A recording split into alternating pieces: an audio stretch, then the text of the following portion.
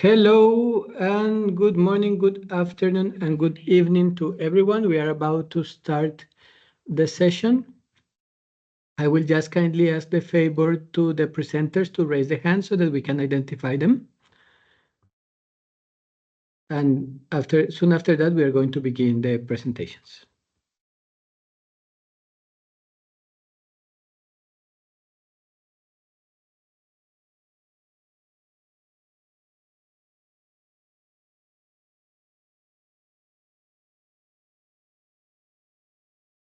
For the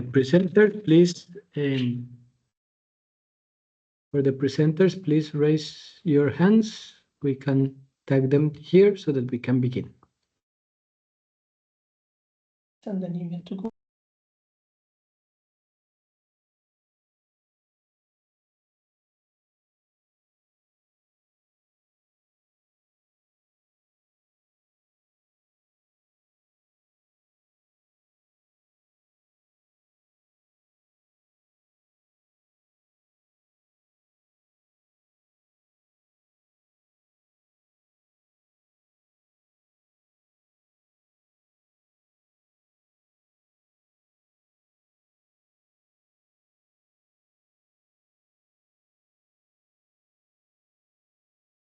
Just for testing purposes, Zula, can you raise your hand for a second so that we can see whether you can raise your hand or not? Yes, you can. Thank you very much. And Deepak, thank you.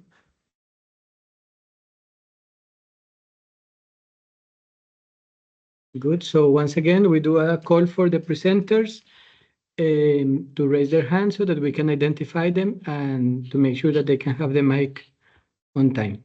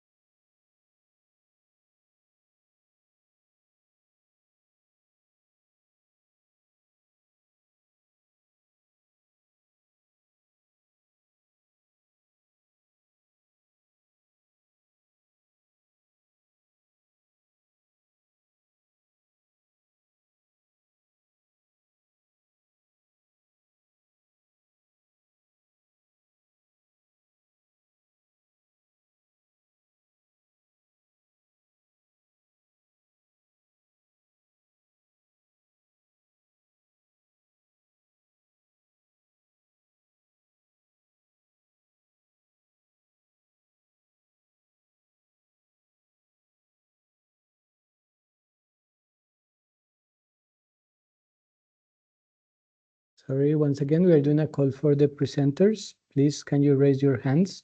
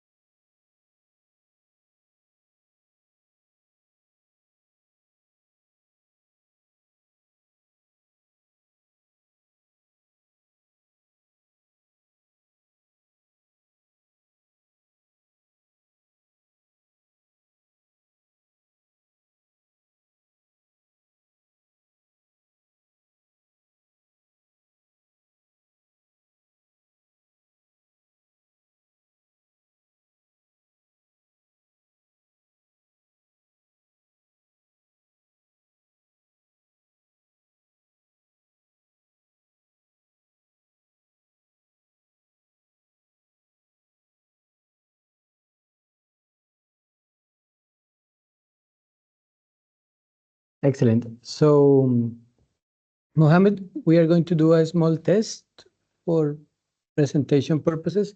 Can you hear us? Yes, I can hear.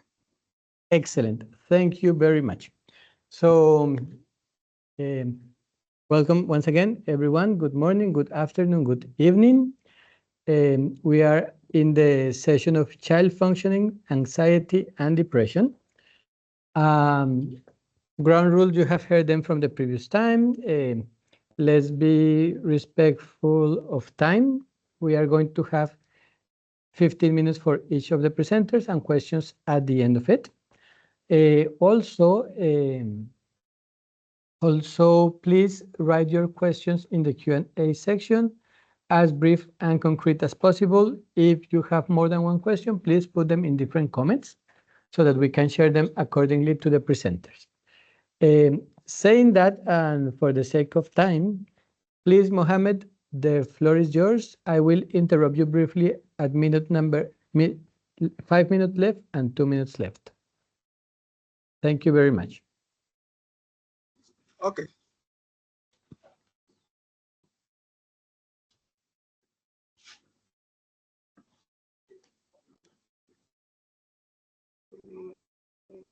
So what do I have to do on this?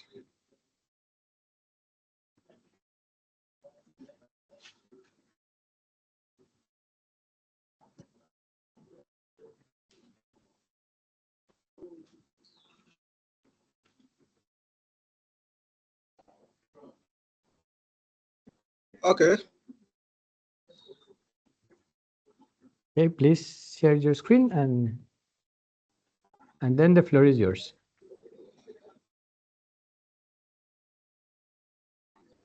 Is screen visible? Excellent. And we hear you loud and clear, so please, you are welcome to start. Okay, so I'm presenting on the topic effect of parent on child mental health, empirical evidence from Ghana. And my co-authors are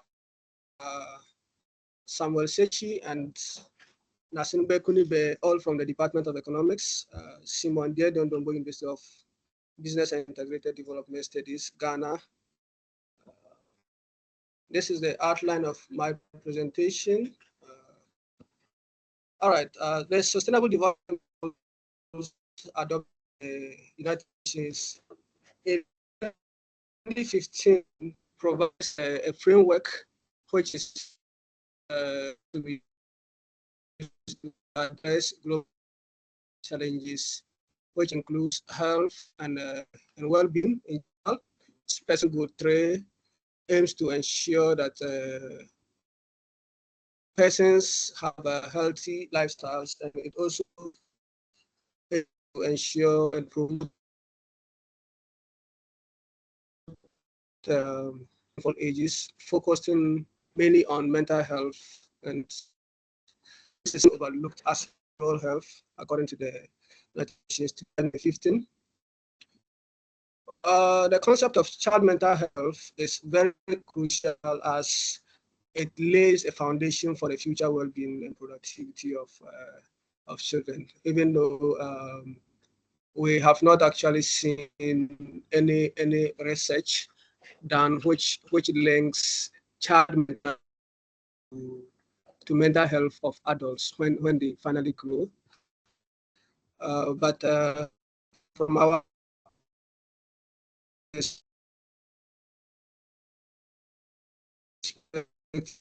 view that mental health, understanding the effect of mental health is therefore essential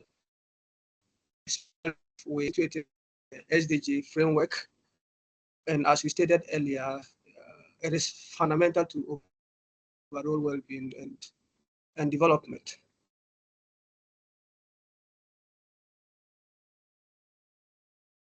So, as a concept, significantly influences child mental outcomes because within the household and society,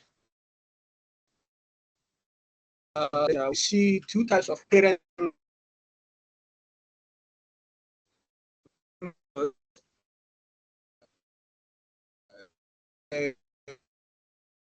One authoritative parenting, argued by Sternberg 2000, who characterized such of parenting.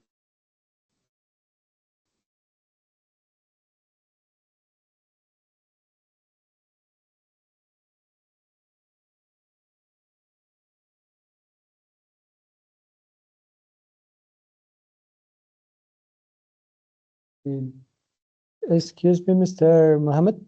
We we are having challenges with the signal here, hearing you. Can you hear us? Hello? Mr. Mohammed, can you hear us?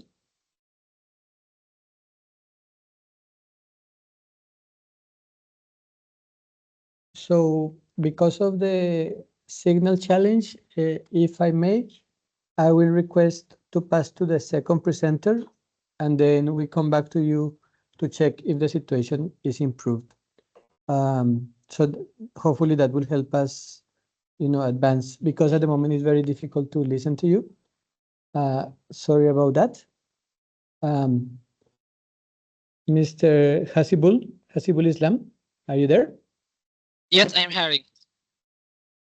Okay, can you please share your screen as same conditions, 15 minutes? Sure. And then we will try later to pass to Mr. Mohammed after your presentation. Sure. Thank you very much. Good afternoon, everyone. I am MD Hasibul Islam Jitu, and today I will be discussing our research on anxiety and depression among children in Bangladesh, the effect of child's and mother's functional difficulties. Together with my colleagues Awan Afiaz and Raaj Kishore Biswas, we have explored how mother and child's functional difficulties affect children's mental health in Bangladesh, aiming to contribute valuable insights into this crucial issue. Imagine being a child waking up each day with the challenges like poverty, limited access to education, functional difficulties, whether your or your mother's, how these challenges might affect the mental health, especially in a country like Bangladesh, where mental health resources are scarce. It seems like a hypothetical scenario, right? But this is the reality for many children in Bangladesh. Here is the outline for today's presentation. In introduction, I will begin by discussing the background of our study, summarizing existing research, identifying gaps in literature, and outlining the objective of our research.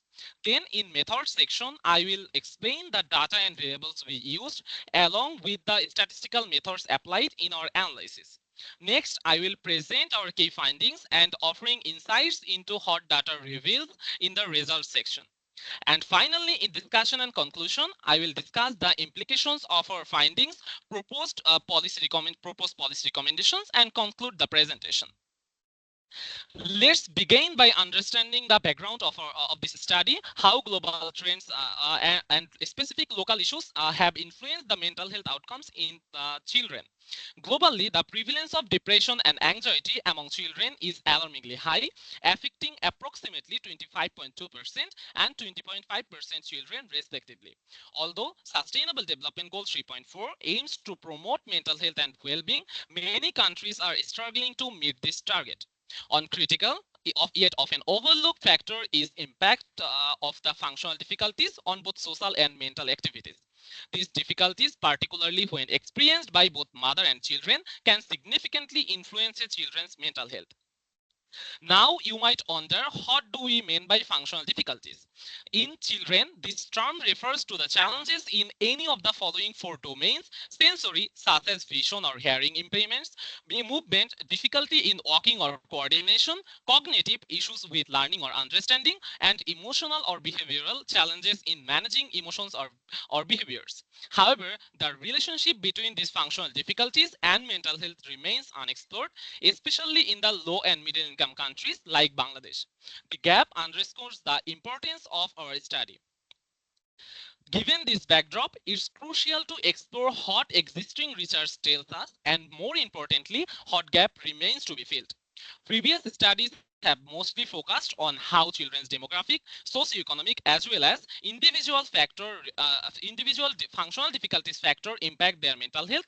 For example, on a study in Nigeria investigated the prevalence of child labor and its impact on the mental health status in a school adolescent.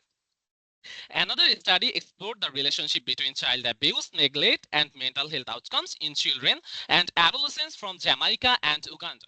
Further research has also looked into how children's functional difficulties are associated with anxiety and depression among adolescents across 26 low and middle income countries.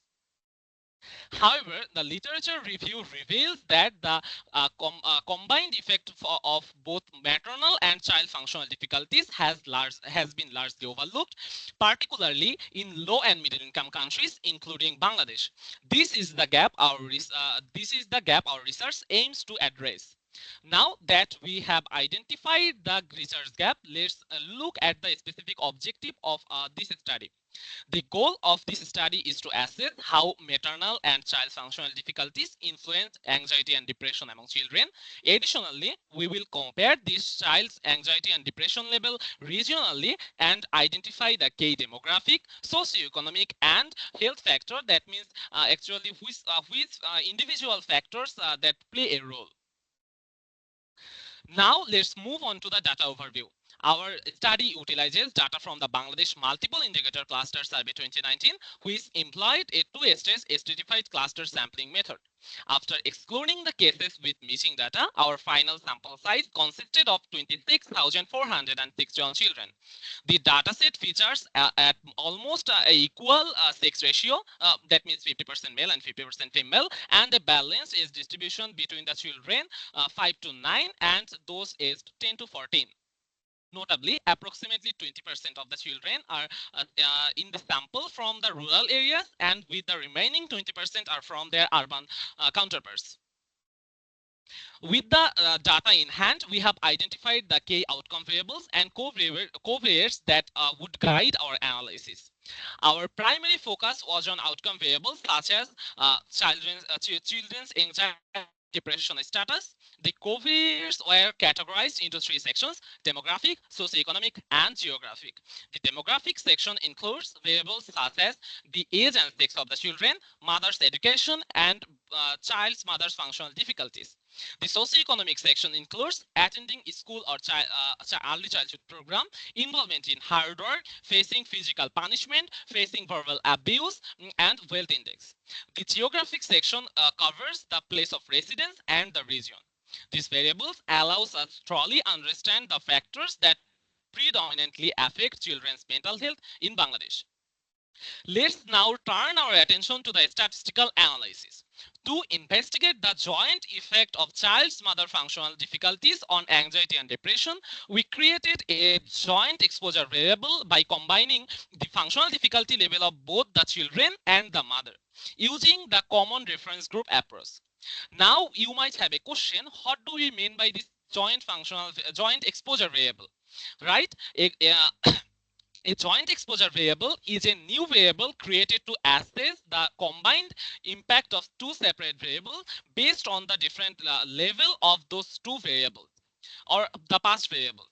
From the table, you can see in our analysis, group A was used as the common reference group, representing cases where neither the mother nor the child had any functional difficulties. The key statistical analysis includes descriptive analysis, spatial mapping, logistic regression modeling, and classification tree analysis.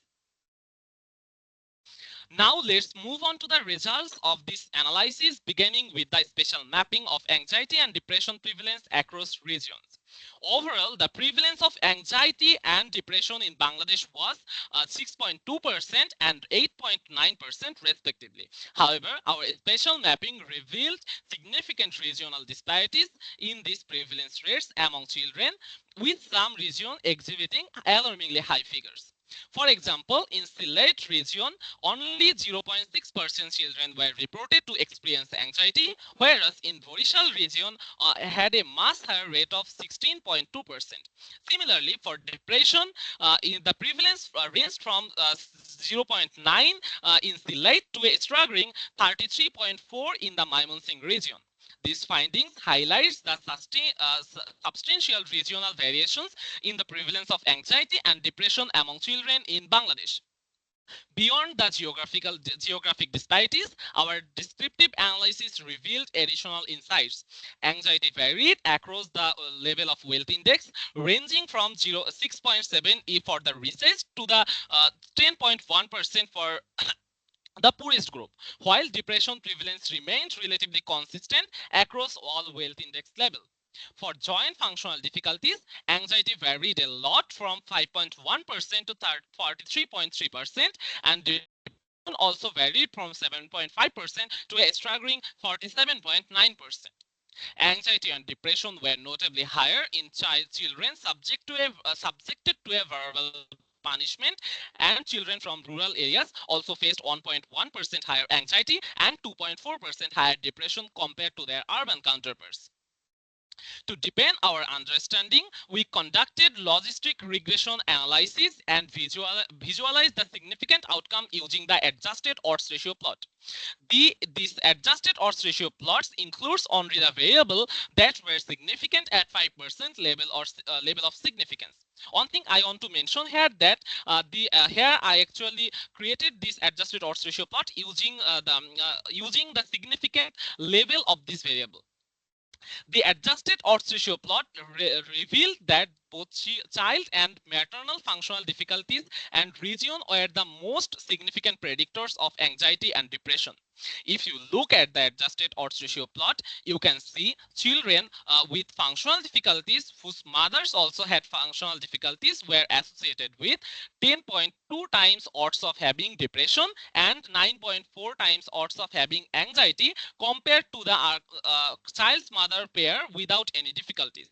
Additionally, we got region, wealth index, exposure to verbal abuse, place of residence, significant predictors from this logistic regression analysis. The next classification tree analysis confirmed the regional variation and joint exposure variable were the most important predictors. For anxiety, note that in node 8, children from the Borishal, Chattogram and Mymensingh region who had a child's mother functional difficulty status B and D had a highest prevalence of depression and highest prevalence of anxiety, and that is almost 35%. Here, the D indicates both the child and mothers were facing functional difficulties, while B indicates that only the child was facing functional difficulties, but their mother was not. Same goes true for the depression. Now for depression, note that among the children, those belongs to the Mymensingh region and had child's mother functional difficulty status B and D was the had the highest prevalence of depression, that was 65% in note 4. Similarly, in note 7, you can see that for children who belongs to the Borishal, 5 minutes left. Borishal, Chattogram and Rajshahi region and who had a functional difficulty status B and D also had a prevalence of depression at around 35%. Having reviewed the analysis, let us now consider the broader implications of these findings and conclude our presentation. The high adjusted odds ratio underscored the crucial role of joint child's mother functional difficulty as a significant factor in mental health outcomes. The classification tree analysis further identified regional variation and joint exposure variable as a key predictor of anxiety and depression. It is clear that the place of residence and exposure to verbal abuse significantly impacts child's mental health, highlighting the need for targeted interventions in these areas. The results underscores the importance of integrating mental health support into broader public health strategies.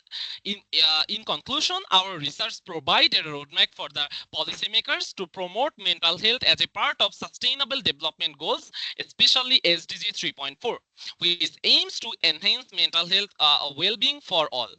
Key actions should include awareness programs, targeted support and subsidies for vulnerable populations, and region-specific interventions. In Bangladesh, this involves in focusing on high prevalence areas such as Borishal, Chattogram, Rajshahi, and Mymensingh. Policymakers should prioritize the mental health services in this region. Besides addressing the socioeconomic disparities and implement tailored support program to meet the specific need of affected children and their families. These are some of the references that I used. Finally, I would like to acknowledge the contribution of my colleagues and the invaluable data provided by the Mix 2019 survey. Thank you all for your attention and interest in this crucial issue. I am now open to any questions or discussions you might have. Thank you very much. We are taking questions at the end after both presentations are done. So in one moment. And so please, Mr. Mohammed, we are back with you. Hopefully the signal challenge is now over. The mic is you, and of course the time is reset because we couldn't hear you last time. So you have 15 minutes. Okay.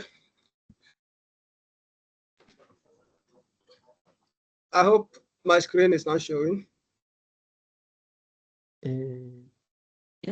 Let's see, one moment. Yes, now we can see you and hear you clear.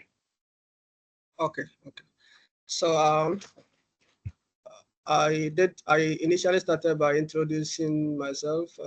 I'm Mohammed Abdulai, and my co-authors are Sekyi and Kuunibe, both from the Department of Economics, Ghana, SDD UBIS. And we are presenting on the effect of parental and child mental health, empirical evidence from Ghana. This is the outline of my presentation. The development goals, which were adopted by the United Nations in 2015, actually provides a framework which will be used to address various global challenges, which includes health and well-being.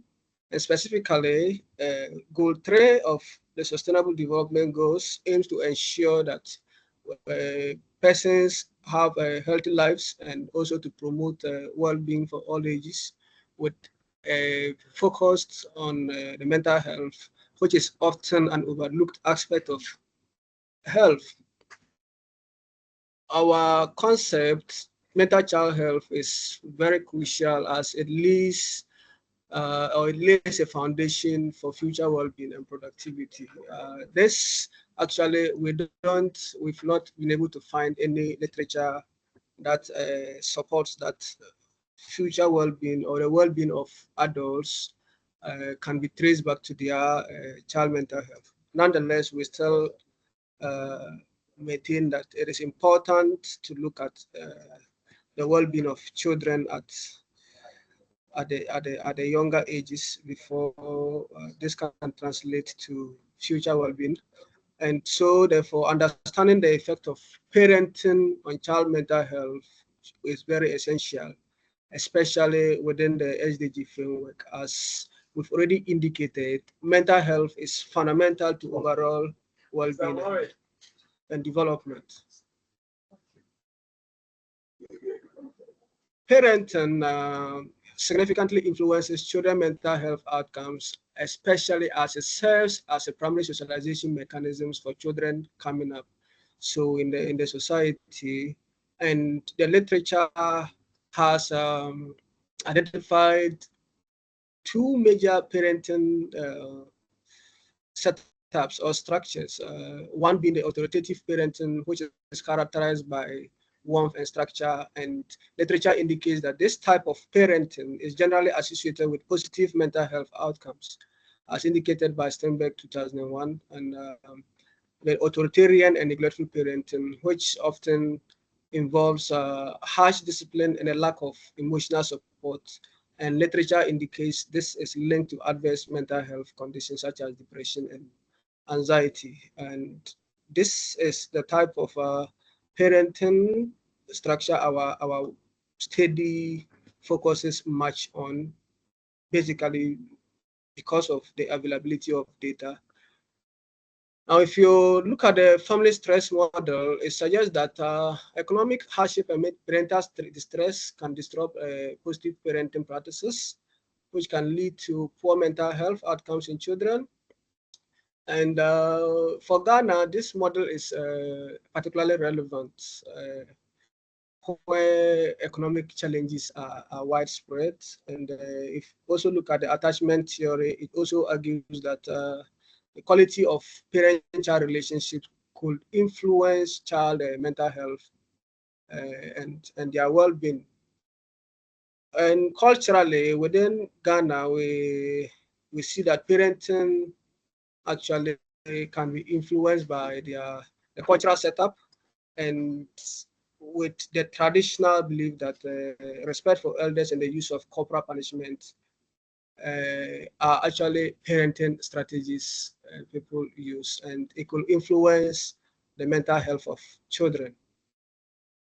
Now, despite the critical importance of mental health for children's overall well-being, what we have realized is that within the Ghanaian environment, there is a significant gap in the literature regarding the effect of parenting styles, especially violent parenting behavior on child mental health. So this is actually the basis for our study. So we aim to fill this gap by expanding our understanding of the effect of parenting behavior, particularly, like I indicated earlier, we want to focus more on violent parenting behavior and how it could influence the mental health of children in Ghana. And on our data and variables, we use the 2017-2018 round of the mixed data, that is the round 6. And well, for the sample, a total of 16,113 households were surveyed with detailed interviews conducted in 14,009 households across the 10 regions of Ghana. Recently, the regions are 16, but the data was taken when we still had 10 regions in Ghana. And for the analysis of our data, we focus on children aged between 5 to 17 years, and that includes 8,965 children. All right, so for our analysis, we use status complete case analysis, where we run our regression as data only use complete row variables to do the analysis. And before we did this, we checked for the missingness pattern to be sure that our data or missing values didn't follow any systematic pattern. And we saw in our analysis that we didn't have any systematic patterns, so we wouldn't have issues of missing data following any pattern. Then we went ahead and created an index of violent parenting using the factor analysis, and the variables we used included parent calling children names, hateful names, then parents hitching their children with a belt, then parent shouting at their children, whether a parent slaps the arms of children, and whether they spank their children, whether they slap their children or beat up their children as a way of correcting them when the children take any action in the household.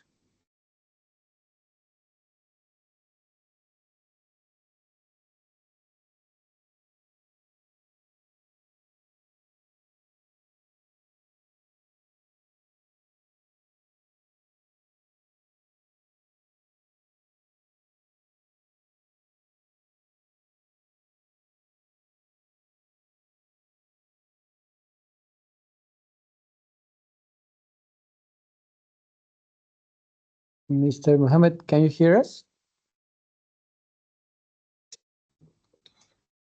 Mr. Mohammed, we lost you for a bit. Maybe if you can turn off your camera, that might help a little bit for the signal part. Okay. We hear completely this part of the data and variables, and as soon as you show the next table, that's when we stop hearing you. Here. Okay. Exactly. All right. Thank you very much. All right. So For depression and nervousness, which are our dependent variables, let and me you have state 5 that minutes. Yeah, in the mixed data.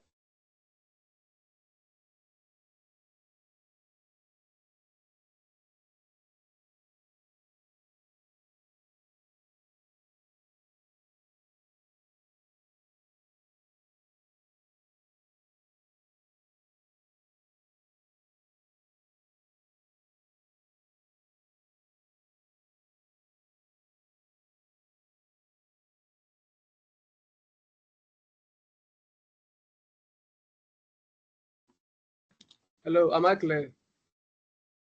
We hear you again.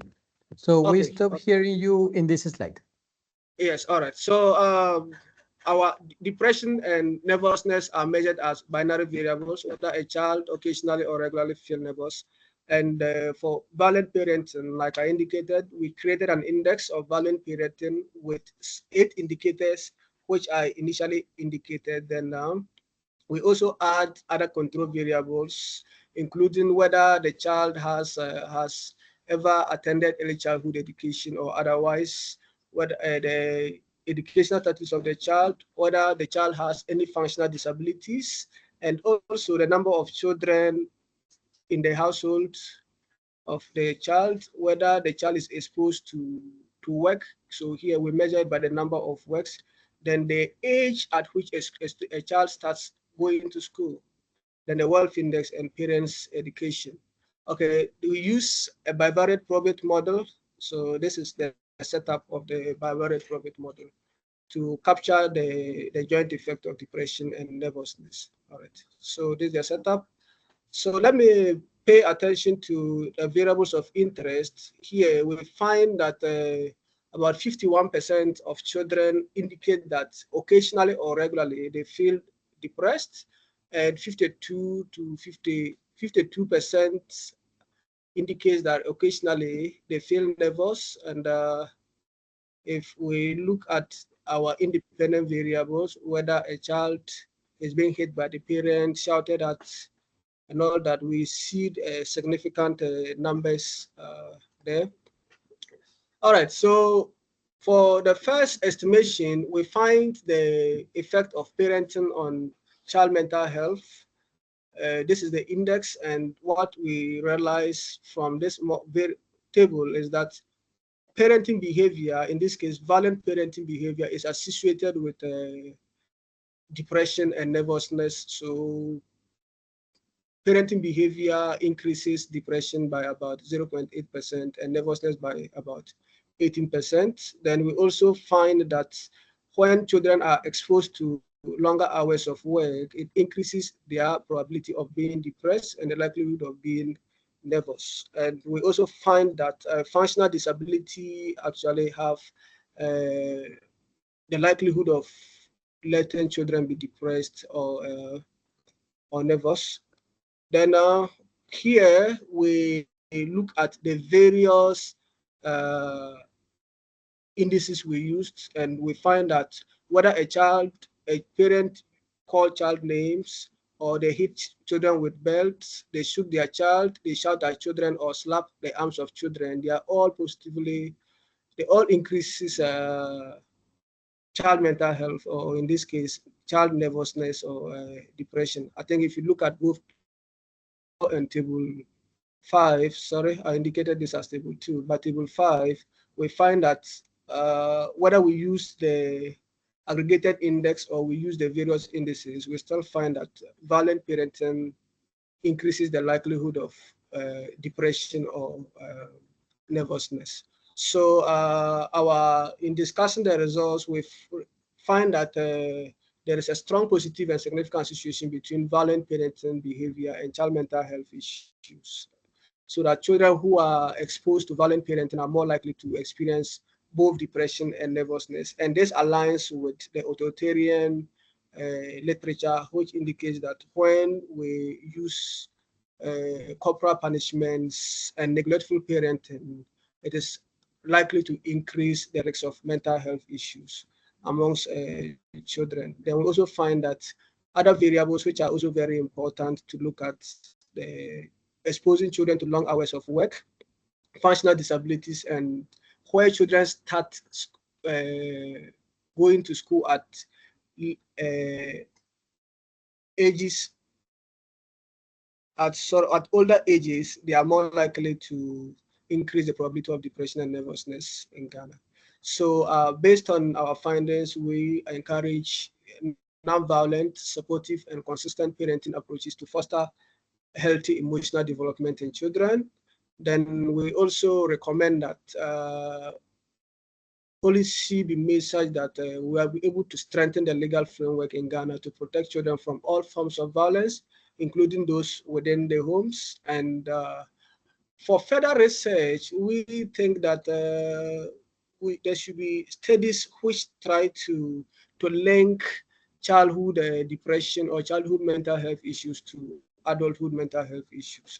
And this could be done using longitudinal studies to explore the long-term effect of violent parenting on child mental health and how it translates into adulthood.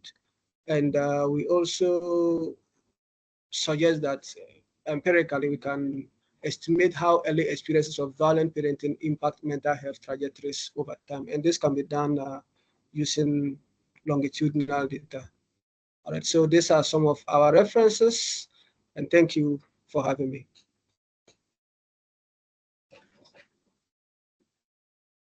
Excellent. No, thank you very much. So with that one, I would like to pass the mic to the audience for questions. Sorry, for the audience that can help us to write questions in the Q&A. In the meantime, while we are checking the questions that you are writing, I have one small announcement from the University of Bristol that is supporting this event. They kindly mentioned that as part of the event, they are going to do a special promotion for anyone that want to buy online books produced by the University Press of Bristol. So if you want discounts of 50% or more in some of the texts that have been written by the university, the code is BUP, as in Bristol University Press 09. So I repeat, the code, if you want discounts of 50% or more in the Bristol University Press, is BUP09. Having said that, comments, let's check questions online. Okay, so here we have one question for the first presenter, and is, what were the main challenges faced during your research? Let me add it with a second question, and we pass the mic to Hasibul. The second is, among your conclusions, there was one conclusion about the relevance of subsidies. Can you explain us more what elements in the research help us to calculate the effect of a subsidy in the impact of the mental health challenges that you were reviewing? The mic is yours.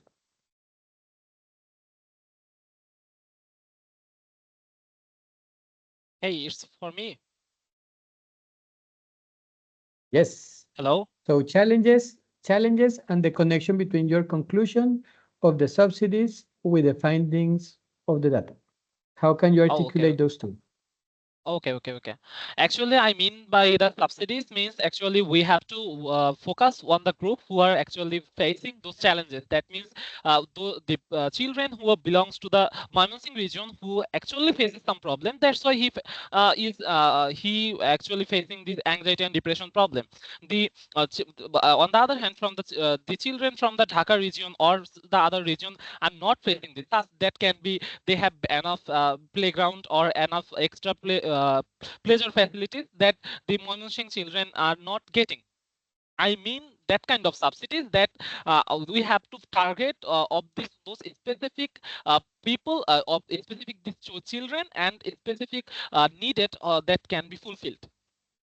That can be the subsidies to the poorest children. That can be subsidies to the children who have facing functional difficulties or their mother facing functional difficulties. That can be they need counseling, or that can be they are giving more kind of toys or these types of things. I mean means that, and that can be done by nationally, and it's not and also can be possible by also by the NGO, you can say.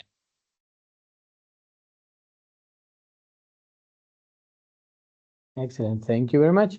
We are waiting for other questions at the moment. Here we have another question.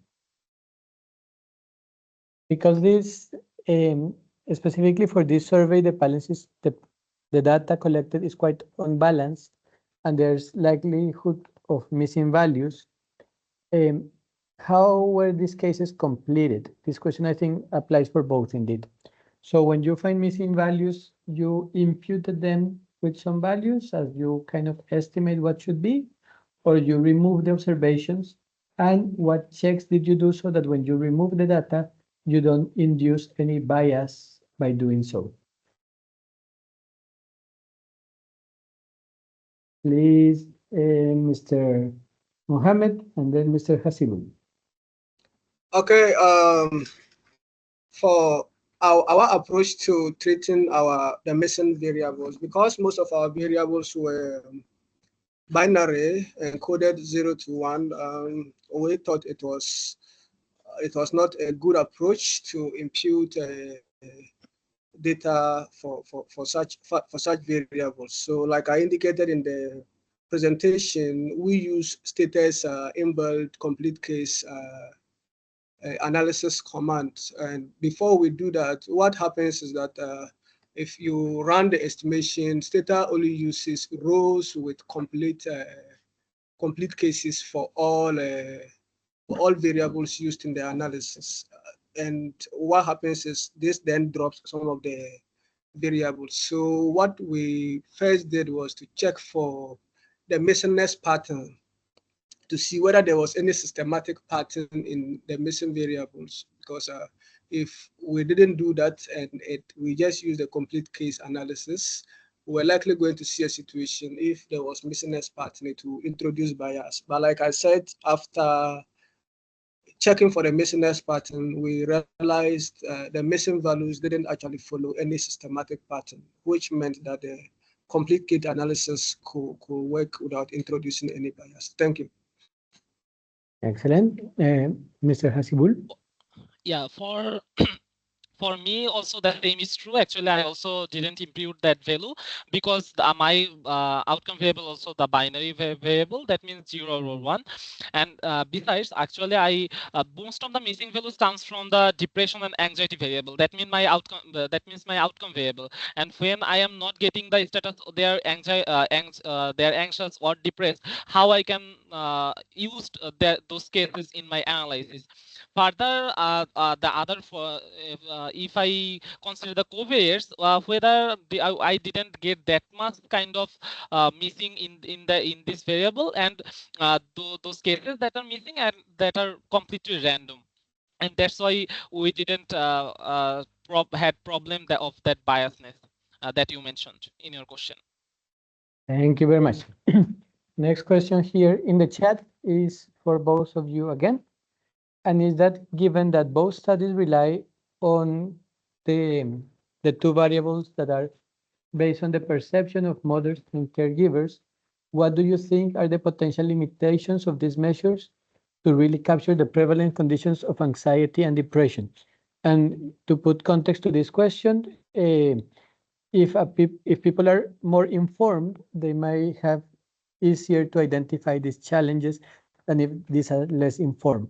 So as they are in perception, are there any bias that we are having in mind? How is it being controlled?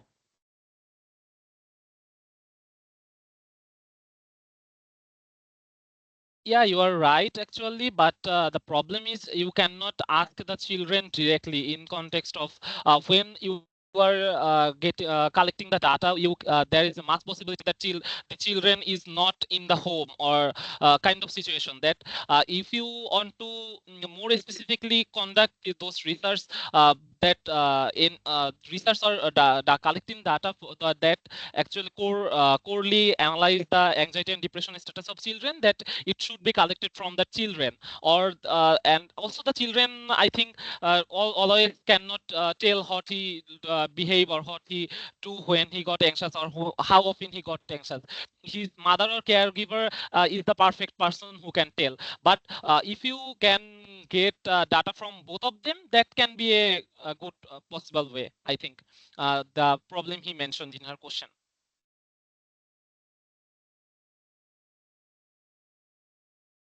Yes, sorry, I think.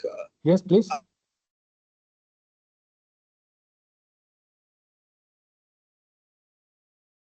Mr. Mohammed, please.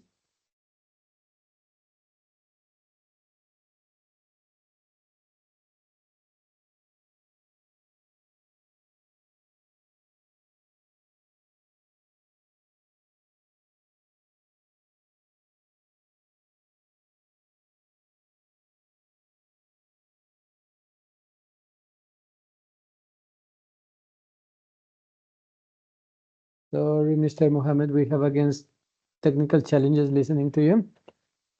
Okay, so at the moment we don't have any pending question. In that case, thank you very much for both of our presenters today. And I think there's still some questions. So because we have some time, I will leave the chat open, let's say 5 minutes, to see if there are more questions coming.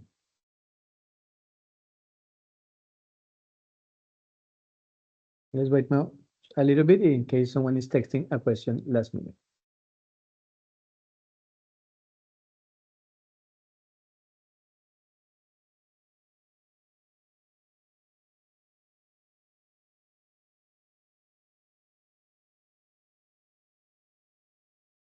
Okay, we have a new question, a follow-up from the previous one. Is to discuss about the potential limitations of the child discipline module. So please, Mr. Hasibul and Mr. Mohammed, if you, based on your experience working with these modules, what are the limitations you have found? And also, how can we improve them?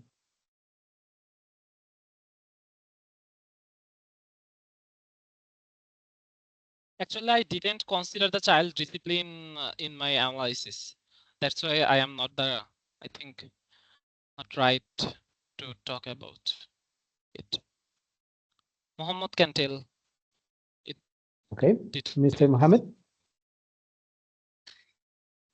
Okay, for us, I think, yeah, like I indicated, we think if you come to the sub-Saharan African region, and usually, especially in the Ghanaian context, what we normally see is that even though generally is agreed that children should not be harshly disciplined, but like I indicated, traditionally in our setup, what we tend to see is that we expect some level of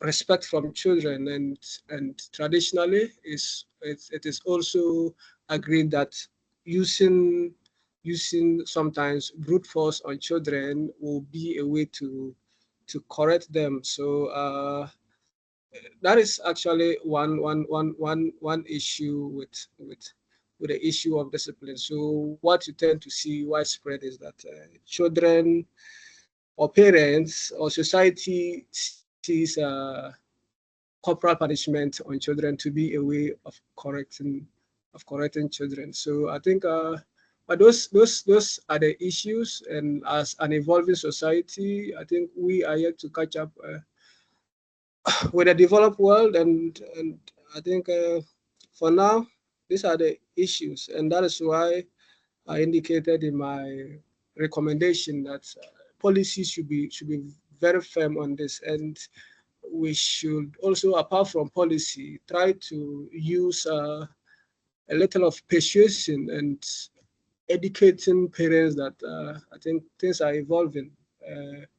Some of these issues actually have an effect on children growing up, because if you think the best way for your child to behave correctly in society is to put some parent fear in them, then at the end of the day, what you tend to see is that we have issues of children seeing that parents become very difficult to approach, because the easiest way you discipline them is to use corporal punishment. So parents tend to shy away, or children tend to shy away from exposing what actually affects them to children, and I think these are some of the issues we see, whether especially within our setup and all that.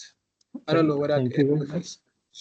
Thank you very much for those inspiring comments. And the last question, I think it's very I appropriate actually because want of to several. add. Yes. Okay, I Okay, but actually let me want ask to the add last question because the last question is also dedicated to you, so that you can Okay, close both. So the last okay. question is very relevant, especially for studies that are working with binary outcomes. What are we using as the base category? The specific question is why DACA urban was used as the point to compare with others. But in general, the question is what are the criteria to use, what would be the benchmark and how to contrast it. In particular, for the case of mental health, is DACA the reference point as a negative point, as a good point, or what were the criteria beyond being the capital? Actually, when we are comparing with a baseline group, that should be a where in case of Dhaka, actually Dhaka is the capital region of Bangladesh. And when I am comparing the Mymensingh region or Borishal region, then I am getting how much this region doing better or worse than the capital. And by these types of thing, I am the policymakers can take policy that the region is falling behind the capital, or falling apart, or going apart the capital. That was the case for the region. And in case of the anxiety or depression, actually when I think the baseline group should be the negative one. That means when the child got anxious, he was facing anxiety, that should be the baseline group. And how much facing anxiety, how hot times, how that can be helpful in terms of when I am comparing with the others. That is applicable for all the other variables that I used. And when in case of urban and rural, I used the same approach. Excellent. So with with those comments, we close the session. Thank you very much again for your participation. And you're more than welcome to join the next session that will start in 15 minutes. So thank you very much and hope to see you most of you in the next round.